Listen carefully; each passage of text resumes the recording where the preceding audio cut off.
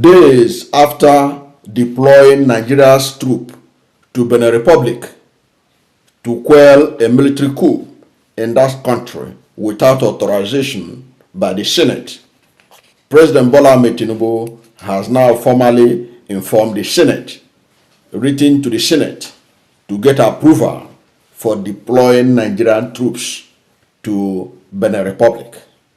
Now, he said that he is deploying them for peace purpose. Okay, and now this is as a former member of Parliament in the United Kingdom and a renowned journalist, George Galloway, has mocked President Bola Ahmed Tinubu for sending troops to Benin Republic to quell a coup when he cannot be able to stop Boko Haram and the insurgency in Nigeria. Okay, but first of all, we're going to show you the video of the Senate President reading the letter from the President for the authorization to send Nigerian troops to go to Benin Republic for peace purposes, from what we heard. So let's see what the Senate President has to say, and when we come back, we now look at the British Parliamentarian, what the British ex-parliamentarian George Galloway has to say about President Bola Ahmed Tinubu's decision to enter Benin Republic to stop or help the government in that country to stop coup in that country, when Nigeria itself is facing monumental challenges. Watch. President of the Senate, the Senate President requests for the consent of the Senate for the deployment of Nigerian troops to the Republic of Benin for peace mission.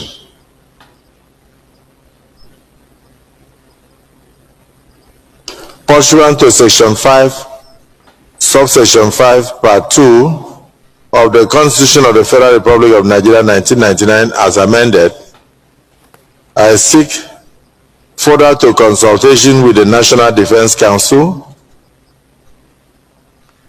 the consent of the Senate for the deployment of Nigerian troops to the Republic of Benin.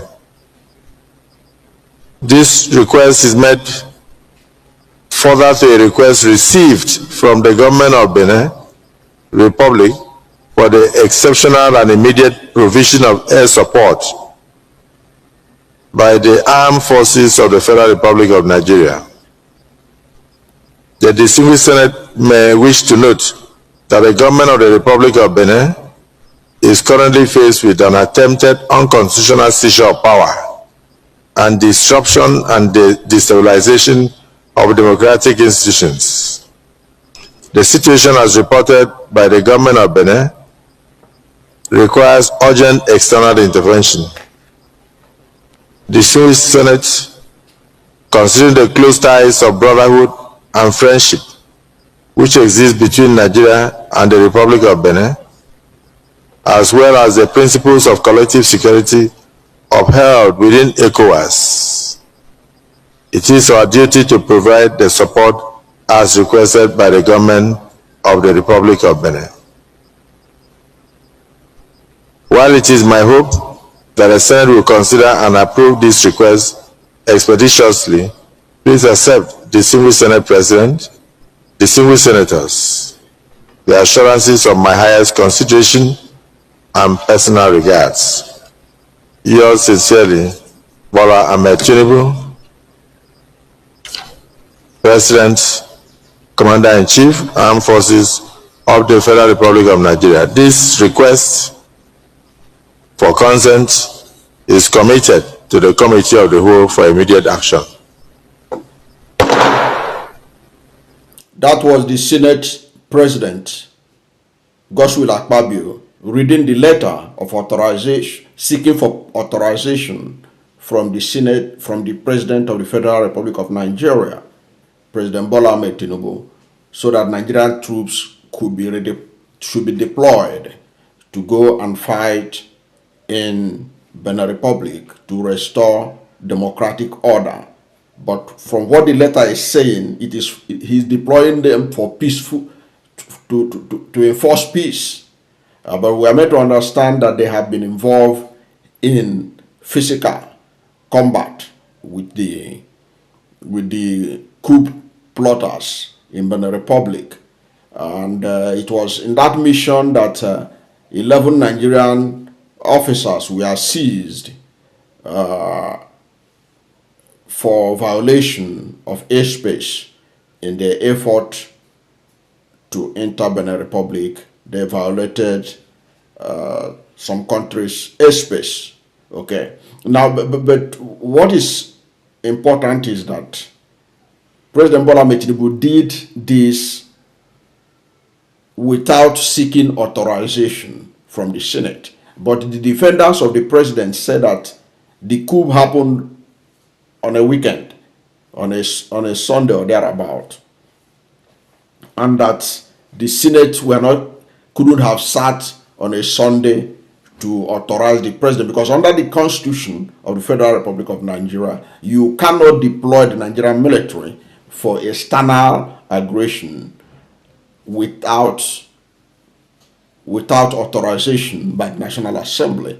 But the defenders of the president are saying that the incident happened, he deployed them because the National Assembly was not sitting. They were not sitting on a Sunday. But if you ask me, I will also say that being something as important as risking the lives of our soldiers in a foreign land, there would have been a need to call an emergency meeting of the National Assembly, no matter how they have to do it, because we are talking about, this is a war situation, or literally, to go to another country, to go and stop a section of that country military from taking over government. Lives could be lost, okay, in doing that. But I was made to understand that the presidency thought it wise to do what they did. Because I was feeling that since they couldn't sit on Sunday, because it was a Sunday, what of on Monday? But I was made to understand that the Senate don't normally sit on Mondays. So they decided to sit today, okay, to give him authorization formally, because already the troops of Nigeria were already in Benin Republic.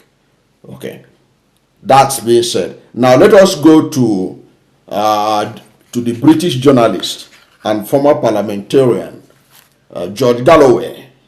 George Galloway was aghast that Nigeria, with all the insecurity bedeviling it, through which even Donald Trump has threatened to intervene to help Nigeria deal with Boko Haram and other kinds of insurgency, that Nigeria still has enough troops to send to a foreign land to go and restore democracy.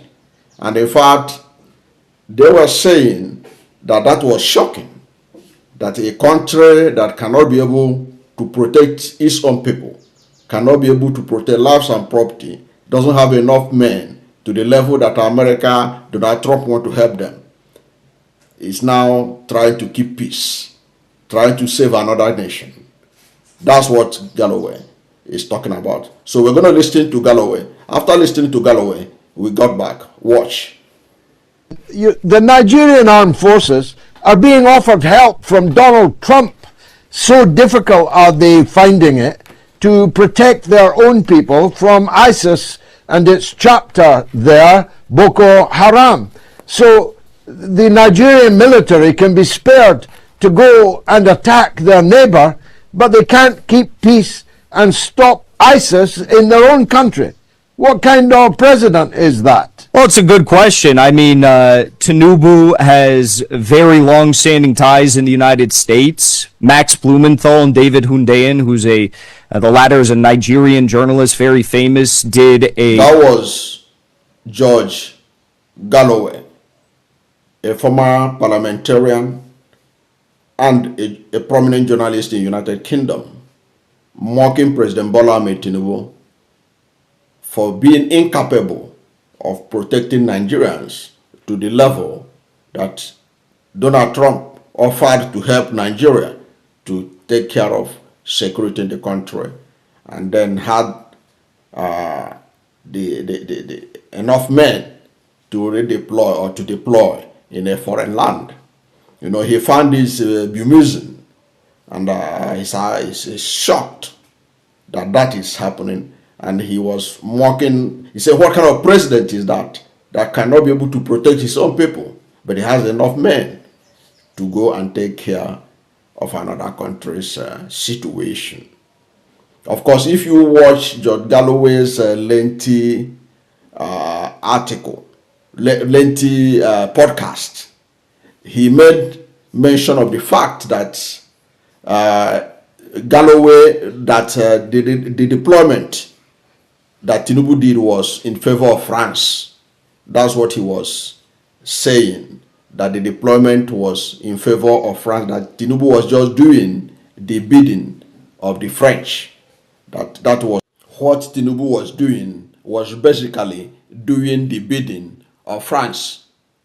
And you may not disagree with George Galloway. Why did I say so?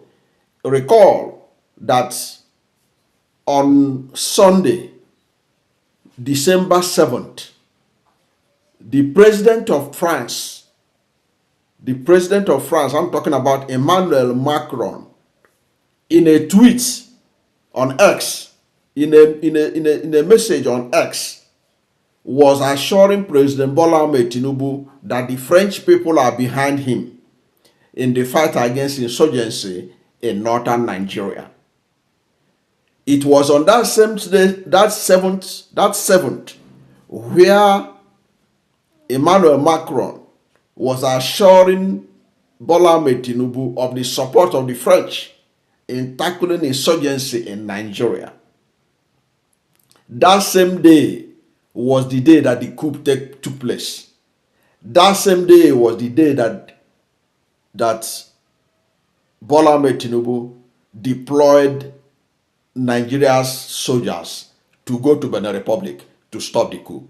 So is that a mere coincidence that on the same day that Emmanuel Macron put out a public tweet assuring Tinubu of the support of France and saying that the whole of international community should support Tinubu and Nigeria to deal with insecurity in northern Nigeria, was the same day that the coup took place, and Nigeria has to send its troops to enter Benin Republic? You see where Galloway was going? The witch cried last night and the baby died in the morning, is what he's trying to put together.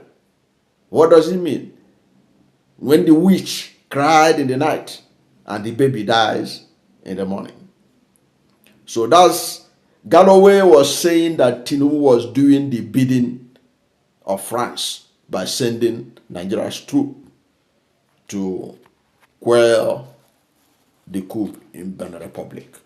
I don't know whether it's true or false, but what is you know, the coincidence between the tweets of Emmanuel Macron, the tweets meant for public consumption and for Tinubu in particular, and the coup that took place and Nigeria deploying its troops to Benin Republic, have raised a lot of concerns. But whatever may be the case, I don't know what you think about George Galloway's mocking of Nigerian president for sending troops to go and bring peace in another land when he cannot keep his own people safe. Whatever is your position, let's hear from you at the comment section.